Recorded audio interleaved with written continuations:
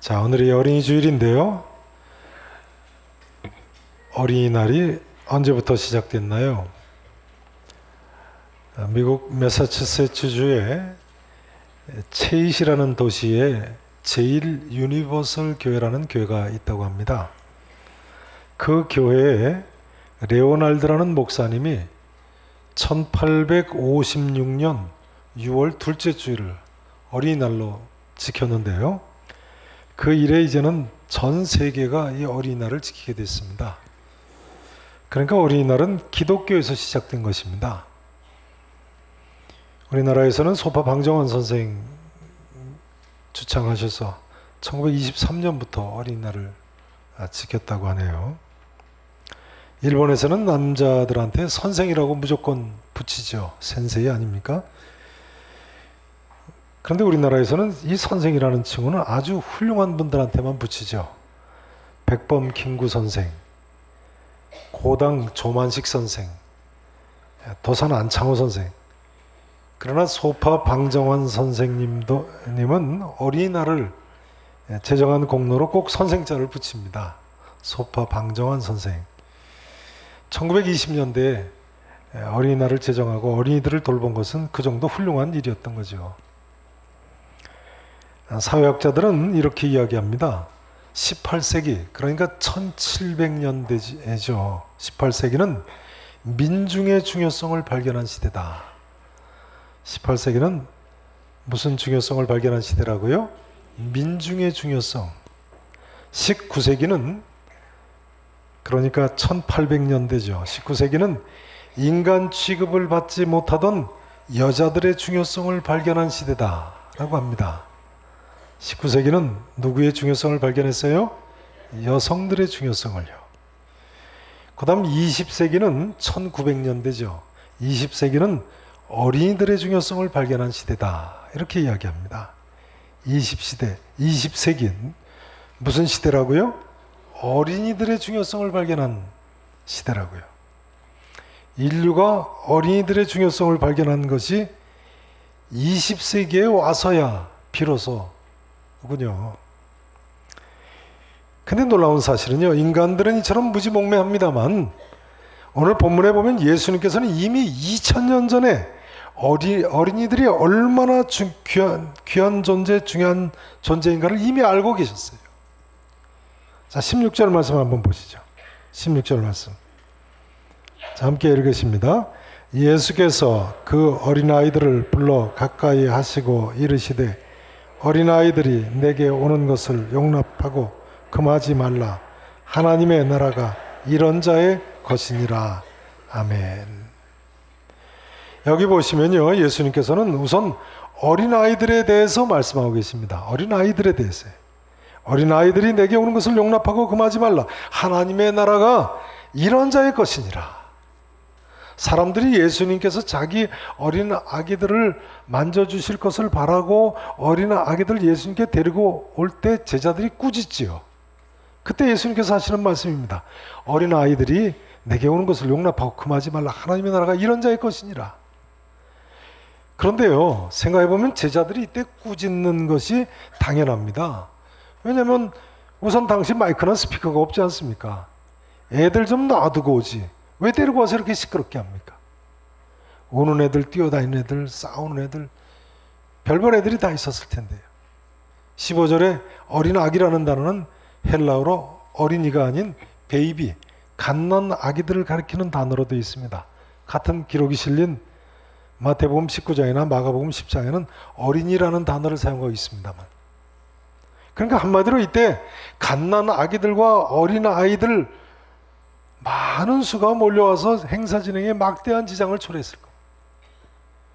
요즘 교회는 마이크하고 스피커가 있는데도 불구하고 애들 떠들어서 설교 안 들리고 예배 못 드리겠다고 하지 않습니까? 그래서 교회마다 갓난 아기들을 위해서는 아예 유아실을 따로 만들고 거기 데리고 들어가게 하지 않습니까?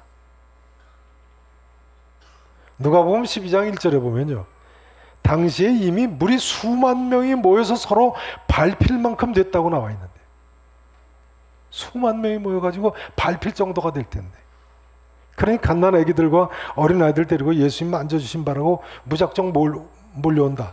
그 어떻게 하겠다는 이야기겠어요? 무엇보다 어른들이 아이들 때문에 예수님께서 말씀하시는 것을 들을 수가 없겠죠. 병든 사람들은 또 얼마나 많습니까? 애들까지 정신없이 왔다 갔다. 제가 거기 있었다고 해도 제발 애기들 좀 절로 데려가라고 했겠어요. 근데 이와 같은 제자들 보기에는 당연한 행동이었습니다만 예수님께서는 같은 기록이 실린 마가복음 10장 14절에 보면요, 노하셨다고 나와 있어요. 노하셨더라. 예수님께서 왜 노하셨을까요? 오늘 본문에 보면 예수님께서 왜 그러셨는가 그 이유를 설명하고 있습니다. 하나님의 나라가 이런 자의 것이기 때문에. 죄송합니다만 따라서 하실까요? 하나님의 나라가 이런 자의 것이기 때문에. 하나님의 나라가 이런 자의 것이니라. 다시 이야기하자면 하나님의 나라는 오히려 이런 자의 것이라는 거예요. 그러나 영적으로 무지한 제자들, 예수님께서 보시는 하나님의 나라의 실상과 하나님 나라에서의 어린이들의 비중을 보지 못했습니다. 어린아이들의 진가를 알지 못했습니다. 이런 이야기가 되겠습니다. 우리는 어린이들의 영적 가치를 알아야 한다. 그리고 예수님과 같은 차원에서 어린아이들을 대해야만 한다. 20세기가 아무리 어린이의 중요성을 발견한 시대라고 합니다만 그래도 오늘날도요, 세상 사람들은 겉으로 보기에는 어린애들을 사랑하는 것 같습니다만 아직도 멀었습니다. 사실을 말씀드리자면요, 예수 그리스도를 발견하기 이전에는 아이들의 참된 가치를 발견할 수 없습니다. 예수님 발견하기 전에는 아이들의 참된 가치를 발견할 수 없습니다. 얼마나 공감하시는지요? 자연인은요, 그저 하나님께서 허락하신 일반 은총 때문에 본능적으로 어린 애를 사랑할 뿐입니다. 어떤 사람들은 이기적인 발상으로 그것도 자녀를 사랑하고요. 심지어 어떤 사람은 이 다음에 나 죽어서 제사 얻어 먹어야 되겠다고 자기 아들, 딸한테 강요하기도 하지 않습니까? 또는 애들로 인해서 키우는 재미보다 노후에 의지할 대상으로 기대합니다. 그러다가 조금만 자기 마음에 들지 않으면 자기 자녀라도 얼마나 괴롭게 하고 학대합니까? 딸이라고 차별하고, 공부 못한다고 야단치고, 못생긴 녀석이라고 화내고, 말 안 듣는다고 때려주고, 장애가 있다고 괴롭히는 부모들이 얼마나 많습니까? 그러나 여러분, 모든 어린이는요, 영적 가치를 가지고 있는 귀한 존재들입니다. 하나님께서 우리에게 청지기로 맡기신 보배와 같은 존재입니다. 이 보배가 오늘 우리와 함께 우리 곁에 있는 줄로 아셔야 됩니다. 이 시간 하나님께서 내게 맡기신 보배를 다시 한번 생각해 보시기를 바랍니다.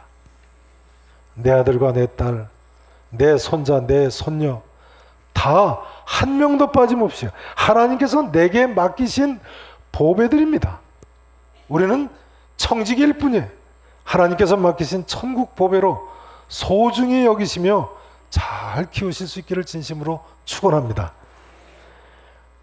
우리는 여기서 예수님께서 어린아이들 영혼에 얼마나 큰 관심을 가지고 계신가에 주목해야 됩니다. 같은 기록이 실린 마가복음 10장 14절에 보면요, 예수님께서 이때 노하시면서 어린 아이들의 내게 오는 것을 용납하고 금하지 말라고 말씀하셨어요. 그러니까 우리들도 또한 이처럼 어린 아이들의 영혼에 관심을 가져야 되겠어요. 영혼에. 뭐에 관심을 가져야 된다고요? 영혼에. 물론 여기 하나님의 나라가 이런 자의 것이니라 라고 말씀하셨다고 해서 애들은 다 천국 간다는 뜻은 아니겠습니다. 그러나 적어도 이런 이야기는 됩니다. 잘 들어보세요. 적어도 이런 이야기가 됩니다. 부모가 하나님께 데리고 나오는 어린아이들은 특별하다. 부모가 하나님께 데리고 나오는 어린아이들은 어떻다고요? 특별하다고요. 같은 기록이 실린 마태복음 10장 16절에 보면 이때 예수님께서는 어린아이들을 일일이 안으시고 머리에 안수하시고 축복하셨어요. 일일이 안으시고 일일이 안수하시고 일일이 축복하셨어요. 오늘 우리 교회는 유아 세례를 거행합니다만 본문은 유아 세례의 한 근거가 되는 구절이기도 하지요. 적어도 본문은 유아 세례의 기본 정신을 보여주고 있습니다. 부모님의 신앙과 결단에 따라 하나님 앞에 나오는 아기들에게 일일이 안수하고 축복하는 것이 그 기본 정신입니다. 바라기는 우리 계산의 모든 성도님들께서 하나님께서 우리에게 맡기신 이 어린 아이들의 보배와 같은 참 가치를 발견하시고 말씀과 기도로 잘 키우실 수 있기를 다시 한번 축원하겠습니다. 두 번째로 오늘 본문은요, 어른된 우리에게 말씀하고 계십니다. 누구에게 말씀하고 계신다고요? 어른된 우리에게요. 먼저는 어린 아이들에게 말씀하시고요. 두 번째로 어른된 우리에게 말씀하세요. 17절 말씀을 보시죠. 자, 17절 말씀 함께 읽으십니다. 시작. 내가 진실로 너희에게 이르노니 누구든지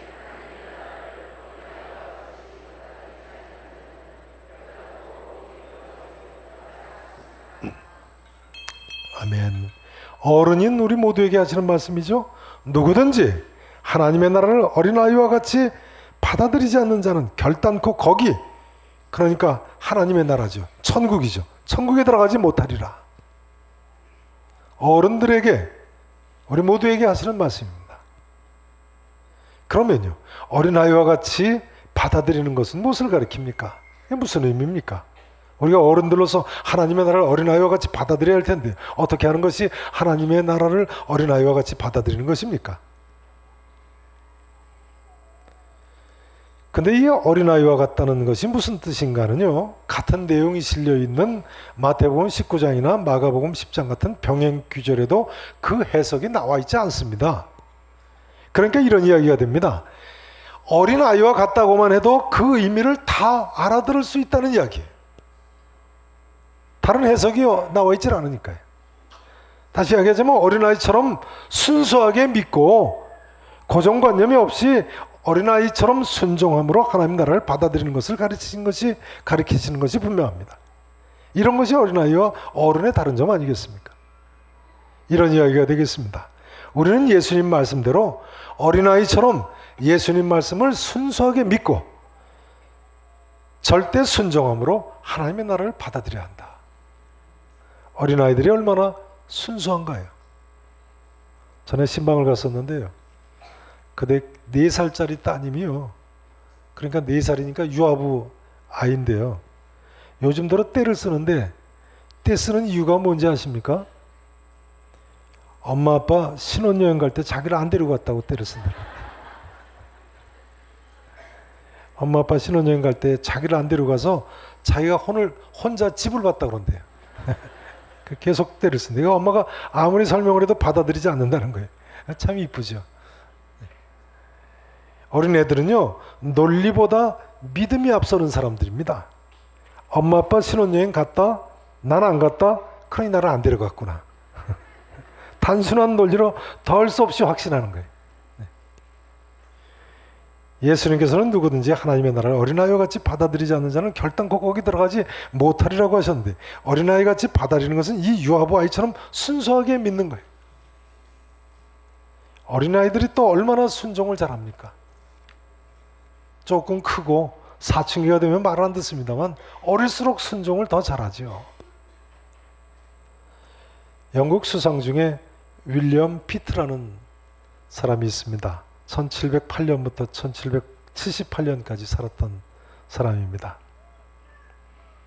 어느 날 이 피트 수상이 어느 공작이 주최하는 파티에 자기 아들을 데리고 갔다고 합니다. 저녁 시간이었습니다. 피트 수상이 아들을 파티에 데리고 오는 것 같습니다만 데리고 들어가기가 뭐해서 공작집 정원 연못가에 아들 피트를 두고 들어갔습니다. 그러고 들어가면서 아들한테 여기 아빠 올 때까지 여기서 물고기하고 놀아라 그랬다는 거예요. 근데 파티가 늦게 끝나서 술에 취한 아버지 피트 수상이 그만 깜빡 잊어버리고 아들을 두고 집으로 혼자 마차 타고 갔어요. 그 마차를 타고 집에 돌아와서야 아들을 안 데리고 온 걸 깨달았습니다. 술 기운이 깬 거죠. 그래 허겁지겁 다시 공작집으로 달려가 보니까 아들 피트가 그때까지 몇 시간이 지난 한밤중인데도 연못가에서 물고기하고 놀고 있더라는 거예요. 이 이야기는 부모님의 말씀을 순종한 아이의 일화로 유명합니다. 이 아들 피트죠. 이 아들 피트가 1783년에 영국 수상이 또 됩니다. 부자가 아버지 아들이 다 수상을 지냈기 때문에 먼저 수상을 지낸 아버지는 대피트, 아들은 소피트라고 불리게 됐습니다. 전에 토니 블레어 영국 총리가 44살의 젊은 나이에 영국 총리가 됐다고 화제였습니다만 이 소피트는요 영국 역사상 최연소 수상입니다. 영국 역사상 최연소 수상. 몇 살에 수상이 됐을까요? 몇 살에 수상이 됐을까요? 24살에 대영제국의 수상이 됐습니다. 24살. 대단하죠. 17년간이나 수상을 재임했는데요. 역사가들은 프랑스의 나폴레옹 군대가 영국 침공에 실패한 것도 바로 이 소피트, 아들 피트죠. 아들 피트가 수상으로 정치를 잘했기 때문이라고 보고 있습니다. 우리나라는 금주에 대통령 선거가 있는데요. 우리나라도 이렇게 정치를 잘하는 지도자를 좀 뽑았으면 좋겠어요. 기도하시면서 투표장에 가세요.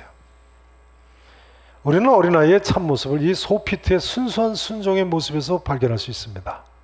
우리 모두가 하나님의 나라를요 어린아이와 같이 받아들이는 것이 무엇인지를 다시 한번 깊이 생각을 해봐야 되겠습니다. 이제 이 말씀을 드리고 싶습니다. 우리 계산교회 온 가족들이요 이런 순수한 믿음, 이런 하나님 말씀에 절대 순종하는 믿음을 가졌으면 좋겠습니다.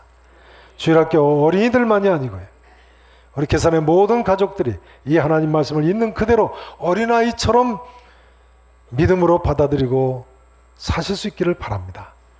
사실 생각해 보면요 전능하신 하나님이신데요 전능하신 하나님 앞에서 우리 모든 인생들은 그 능력이 사실은 이 4살짜리 유아부 어린아이만 또 못한 것 아니겠습니까?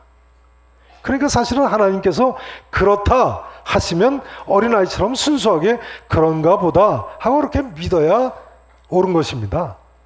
하나님께서 내가 창조했다 하면 하나님께서 창조하신 줄로 믿어야 하고요. 하나님께서 우리 죄를 구속하셨다 하면 우리 죄 사함받고 이제는 구원받을 수 있을 줄로 믿어야죠.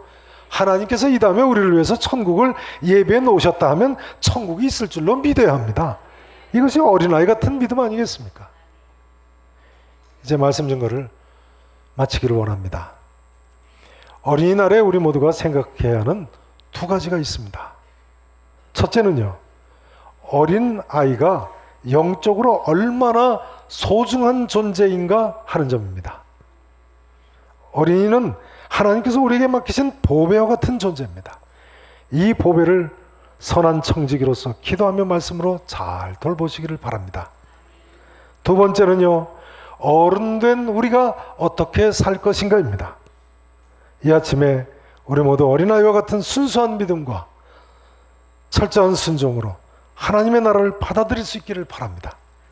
우리가 이렇게 어린아이와 같이 순수한 마음과 순종으로 하나님 나라를 받아들일 때요, 예수님께 나오는 많은 어린 아기들을 하나씩 일일이 안으시고 안수하시고 축복해 주시던 우리 주님께서 이 시간도 우리 각 사람을 일일이 영접하시고 축복해 주실 줄로 믿습니다.